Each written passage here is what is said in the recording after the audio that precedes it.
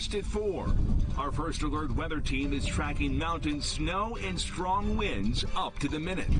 And we stay in first alert mode here through the night as blizzard-like conditions are set to hit the Cascades and strong winds in the lowlands, which could lead to power outages. We'll let you know where. I'm King 5 meteorologist Leah Pizzetti reporting from Stevens Pass, where a blizzard warning is now in effect. I'll show you what conditions look like here on the pass coming up. 2 people are killed in a wrong-way crash. It's a horrible tragedy what happened this morning. What we know about the theft that led up to the scene in Linwood. In this spot, there should be a rare tree, but in recent days, someone swooped in and stole it. Coming up, what the Washington Park Arboretum has to say about the theft. Parents take their concerns straight to Seattle Public School District headquarters. The calls for another solution as 4 schools face closure.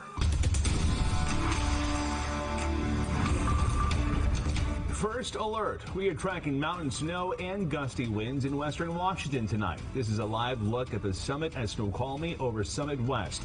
It has seen 7 inches of snow in just the past 24 hours, and there's more to come. This here is that system moving over our area right now. A blizzard warning has just begun for the Cascades. Thanks for choosing King 5 as your source for weather tonight. I'm Steve Solis. I'm Jessica Janner Castro. All of western Washington will be impacted by this storm, so we have team coverage for you right now. King 5 meteorologist Leah Pizzetti is on Stevens Pass tracking the conditions there. But let's get right with meteorologist Adam Claybon looking at the big picture for everyone, Adam. Yeah, so we're talking about wind everywhere. Some spots it will be stronger, and we're going to talk about those blizzard conditions too, as now we are in those high wind warnings and those blizzard warnings, which have started up here for us and will last until 10 a.m. tomorrow. And we're going to see anywhere between 3 to 12 inches. A big range, I know, but it's really more important about the wind blowing the snow to reduce the visibilities less than 1/4 of a mile here for a prolonged period of time as we head on into the night.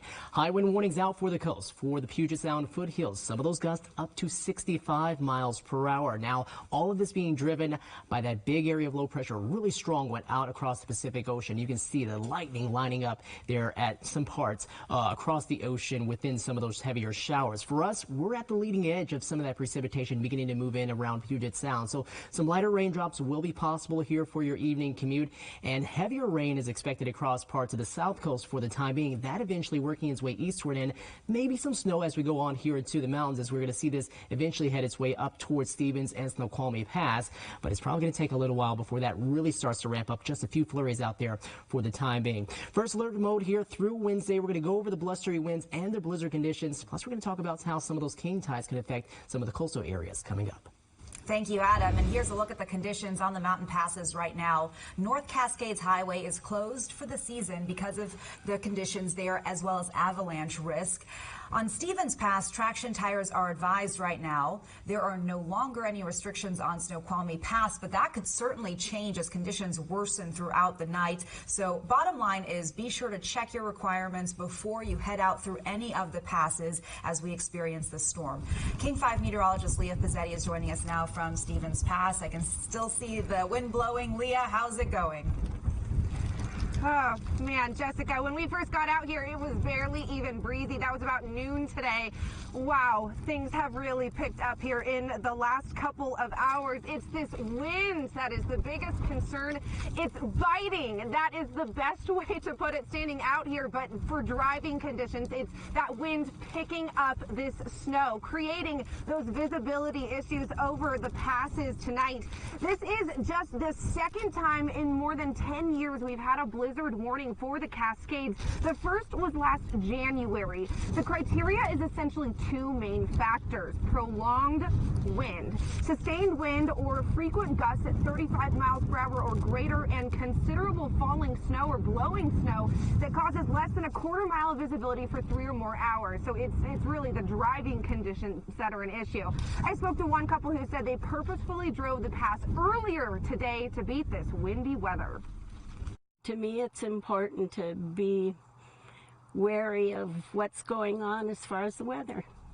And we can't say it enough. WashDOT is telling people to not travel through the passes tonight if you do not have to. In fact, this past January, when we had that first blizzard warning, Stevens Pass did close for 21 hours. That was the longest closure of this year so far. This strong wind, this blowing dust, it's going to be extremely difficult to navigate tonight. So if you do not have to travel the pass, we certainly would not recommend it. But for now, reporting live from Stevens Pass, back to you. We can't stress that enough. Leah, go get another glove on. Great idea there. Look, traction tires and chain requirements apply to you even if you have all-wheel drive or four-wheel drive. And if you're not prepared, you could face a $500 fine. If you need a refresher on how to put chains on your tires, text the keyword chains to 206-448-4545, and we will send you a link with some tips and some tricks. Elsewhere on the roads, crews are preparing for this winter storm. SDOT is getting its snow equipment ready in Seattle. It held a practice run today to test equipment and to make sure that snowplow drivers know their routes. The agency explains why this practice is so vital for crews across the Emerald City. Well, it's really important because here in Seattle, we don't necessarily have snow and ice fighting practice throughout the entire year. Some years, we get very little snow and ice, and some years, we may get storms that inundate us with winter weather response operations for weeks at a time. Meantime, utility crews are bracing for a busy night ahead. Yeah, Puget Sound Energy says it has added extra staff and says crews are on standby right now to work around the clock if necessary. Another warning, if you are traveling on the water, the state ferry says passengers can expect a bumpy ride tonight through tomorrow morning because of the choppy waters. The ferry system says it is trying to stabilize the vessels by loading them to full capacity and using slower speeds. And we should note that the ferry system is also dealing with a lack of crew, so that is also causing some cancellations. We know the Inner Island ferry in the San Juans is canceled, with the final sailing scheduled for 4:30, so that's in just a few minutes. And the Edmonds to Kingston route is down a vessel, so just be sure to check on the status before you head out tonight. Things are constantly changing. We have continuing coverage throughout the evening here on King 5. Meantime, you can stay updated on the changing weather conditions 24/7 with the King 5 app. Just text the word app to 206-448-4545 and we will send you a link. 2 people are dead after someone reportedly stole a vehicle from a Linwood Park and Ride. The suspect then drove the stolen vehicle into oncoming traffic, causing a deadly crash. King 5's Bridget Chavez is live at the scene near 44th and 168th Avenues where that crash happened. Bridget. Yeah, guys, this road is now back open, but it was closed down for hours. What we know is that the suspect was driving the wrong way here when she hit and killed another driver. It all started at this Linwood Park and Ride around 10 o'clock this morning. Linwood police say a minivan was left running with the keys inside when a woman got inside and took off. Police say the suspect was driving erratically and speeding, causing 3 minor car crashes. The van later crossed over the center line, driving north on 44th Avenue and hit another vehicle that was driving south, killing that driver, who was a 69-year-old woman. When police arrived on scene, they found the suspect also dead. Don't drink and drive. Don't drive while you're high. You can cost yourself your life, and you can also cost somebody else their life, and that's what happened this morning. And police say they do believe that drugs and alcohol played a factor here, but they're waiting on an official toxicology report. Reporting live in Linwood, Bridget Chavez, King 5 News. We have some new information tonight about a story King 5 first told you about in August. A Spanaway daycare has been allowed to reopen after an investigation by the State Department of Children, Youth and Families. That investigation examined allegations from a family that a 10-month-old was seriously injured at the daycare. DCYF has determined there were no signs of abuse. The daycare denied any wrongdoing. The owner previously told King 5 that she has a well-vetted staff and has been running a daycare for more than 6 years. The city of Bellingham is taking steps to eliminate a dangerous homeless camp that's been operating for years. Police and public works crews swept the camp today. The site is located right behind a Walmart on Stewart Road. It's been there for more than a decade and has been the scene of numerous killings and overdose deaths. At one point, more than 300 people live there. Prior to today's action, outreach crews worked to connect people with shelters and services. The cost of a complete cleanup is about $5 million. Mayor Kim Lund says the city has taken the property owner to court to make her pay. They purchased the property about 4 years ago and had the opportunity to understand the potential risk and liability that they were stepping into when they acquired the parcel. The mayor says she is working toward cleaning up another massive homeless camp at Northwest Avenue and Bakerview. New tonight, Dave Reichert has officially conceded the race for governor. In a statement to King 5, Reichert wrote, quote, "After 2 weeks of counting, nearly every vote has been tallied, and we have come up short. Congratulations to Bob Ferguson." Counties have until November 26th to certify the November election results. The Secretary of State will then approve them by December 5th. My husband took the dog out that morning. He was like, "The tree is gone." It's like, I think someone cut it down. New at 4, a rare tree is cut down and stolen. It happened at the Washington Park Arboretum. That's where King 5's Natalie Swaby joins us live now with details about this vandalism, Natalie. That's right, and you can see right here, this is all that's left of the giant cypress that was growing here, and this sign went up about the tree vandalism after the discovery was made on Friday. A University of Washington's Botanic Garden says it was stolen from the 230-acre Arboretum, presumably to be used as a Christmas tree, and calls it a significant loss to their living collection and conservation efforts. The specimen was grown from a seed collected in China and shared with the Arboretum to safeguard the species' genetic diversity.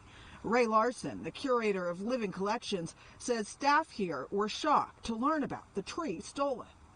Free and open to the public year-round, no fences or gates, but, you know, this is still something that usually doesn't happen, fortunately, and something that is even more hard to replace or irreplaceable in some cases is tougher to accept. This is a picture of the tree that was planted in 2022. It was 5 feet tall and roughly 8 years old.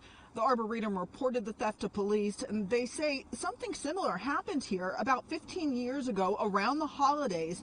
They want to send the message tonight that cutting down trees here is against the law. And still ahead, we're hearing from people who walk through this Arboretum every day. We'll have their reaction to this rare tree being cut down and stolen. That part of the story is coming up tonight at 5:30. Live in Seattle, Natalie Swaby, King 5 News. Yeah, what a shame. Thank you, Natalie, for that report. New at 4, we want to show you this. A rally is underway right now. Here's a live look. This is families that are wanting to push back against possible school closures at 4 Seattle public schools.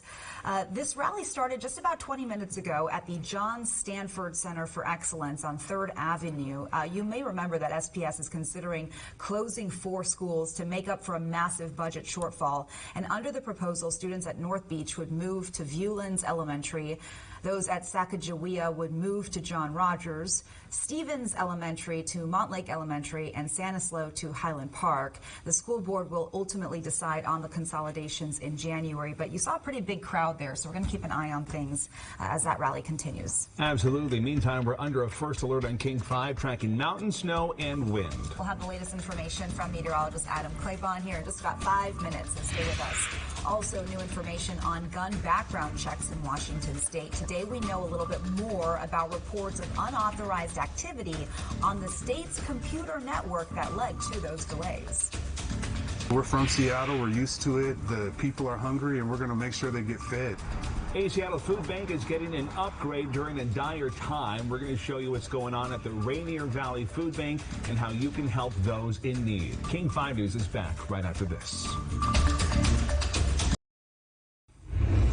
Welcome back. We're already seeing more weather impacts this evening. We've learned that the Woodland Park Zoo has canceled wild lanterns tonight because of the forecasted wind and rain.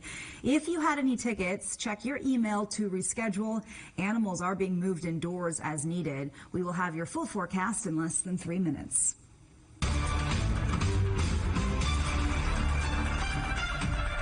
Manhattan prosecutors say the judge in the election interference case can hold off sentencing President-elect Trump for now. In that case, Trump was convicted on 34 counts of falsifying business records, and prosecutors have made it clear the case should not be dismissed. Yeah, and in the meantime, the public is learning details of the sexual misconduct allegations against Matt Gaetz, Trump's choice for Attorney General. NBC's Alice Barr reports from Washington, D.C.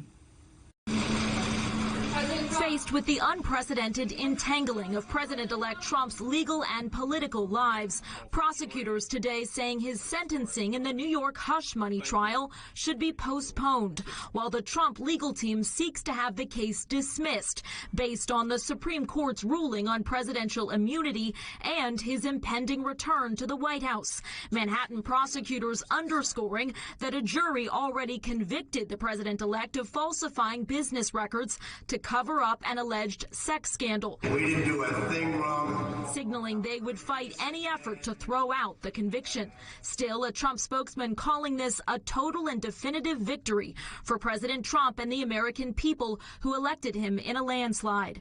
It comes amid an intensifying spotlight on the president-elect's pick to lead the Department of Justice, Matt Gaetz, who resigned from the House last week, halting a House Ethics Committee investigation into allegations Gaetz fiercely denies of drug use and sexual misconduct.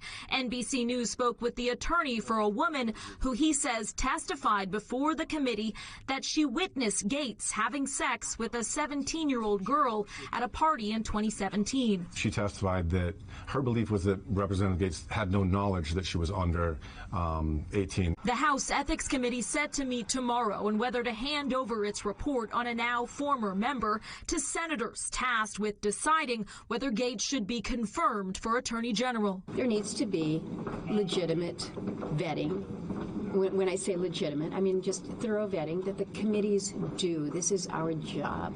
This is the role of advice and consent. The Justice Department ultimately chose not to charge Gaetz, and his spokesperson calls the allegations baseless and intended to derail the second Trump administration. In Washington, Alice Barr, NBC News. Let's get back now to your first alert forecast as we gave you a live look at our mountain passes here. Snoqualmie and Stevens both have seen several inches of snow, and even more snow is falling. Yeah, and heavy winds really impacting all of western Washington as well. Adam, that's kind of the problem on the passes, right? It's kind of whipping up that snow. Yeah, and a lot of snow not really coming down from the sky yet either. So all that snow that's still on the ground from what we've had over the past few days, that's going to get whipped around along with what's yet to come as the system brings in a lot of precipitation here across the area. Now, I wanted to show you this right here because it just shows you how beautifully and symmetrical this system is right now. It's continuing to strengthen. It is getting towards the tail end of its strengthening phase, but you can see a lot of instability connected with that, with all the lightning strikes that you see right there just beginning to show up just off of the coast. And another thing too, you're seeing some moderate to heavier precipitation across parts of the Olympic Peninsula now. That's heading into the Olympic Mountains. And there's going to be quite a bit of wind to go along with that because of the strength of this system. So first alert mode here through Wednesday. We have the strongest winds expected out towards the coast and for more of those Cascade foothill areas. We're going to show you that here in a second. Blizzard warnings are out because of that too. We just talked about the wind whipping up the snow on the ground and what's going to be coming down from the sky as well, reducing those visibilities and creating more white out conditions. And even out towards the coast, we're going to keep an eye out for maybe some minor flooding due in part. King tide still around. We're going to have some of that elevated water, something to be mindful of. But let's talk about what's happened so far today. Some of our max wind gusts, as you would expect, are out here over the Olympic Peninsula. And it's right here along more the eastern slopes, or the western slopes, sorry, of the Olympic Mountains as you get more of that wind come down slope off of the Olympics. So that's why we have some of the higher marks there. And then also we're beginning to see some of them pop up over here towards the east as well. Still not the extent of what we're yet to expect, but we are going to see those pick up here as we go over the next few hours. First alert mode here tonight through the day tomorrow. Temperatures kind of rebounding a little bit. We're going to get it back up to 50 degrees. But for the here and now, this is what it looks like. A little bit of a shake to the camera, a little bit of that angry water too with our camera showing that the waves, they're there out towards Westport. Here in Seattle, not a lot of rain to speak of yet. We're actually sitting at mostly cloudy skies with that wind coming in at 18 miles per hour. That's up by about 8 to 10 miles per hour from last hour, and we're going to see that that continues to ramp on up here very shortly. Off towards the south and west, moderate to heavier rainfall down that way for parts of southwest interior and more the south coast. That's heading up into the Olympics and going to produce quite a bit of snow, which we're going to show you that here in just a second. But that does move up and will eventually hit us here around Federal Way, Seattle, up towards Shoreline and eventually towards Everett as well. Big picture is this system will continue to spin its way through the area. Now, a lot of the moisture directed southward into Northern California, Southern Oregon with the atmospheric river, but with the strengthening of this system, we're going to see some pretty strong winds out here. We're going to have those up across the Cascades, producing blizzard conditions here, reducing those visibilities less than 1/4 of a mile. As you remember, meteorologist Lee Avzetti was saying how it had to be for at least 3 hours, and that's what we're going to see here into the night. That's until 10 a.m. tomorrow morning. The precipitation heading into the Olympics could add another 1 to 2 feet of snow as we go on here into the night throughout the day tomorrow. Wind advisories for the lowlands, some of those gusts up to 50 miles per hour, and we're going to see high wind warnings out for the coast and the Puget Sound foothills. Some of those gusts up to 65 miles per hour. Now, this is going to be the key time for us. From about now up until about 9 to 10 o'clock tonight, we're going to have some of those peak gusts. By about 1 to 2 o'clock tonight, those gusts will begin to come down, and we'll see that the winds will continue to gradually come down as we go into the latter part of tomorrow morning. Here's your 7-day forecast. After tomorrow, still active, but not quite as strong with our systems by the end of the week. We'll be back.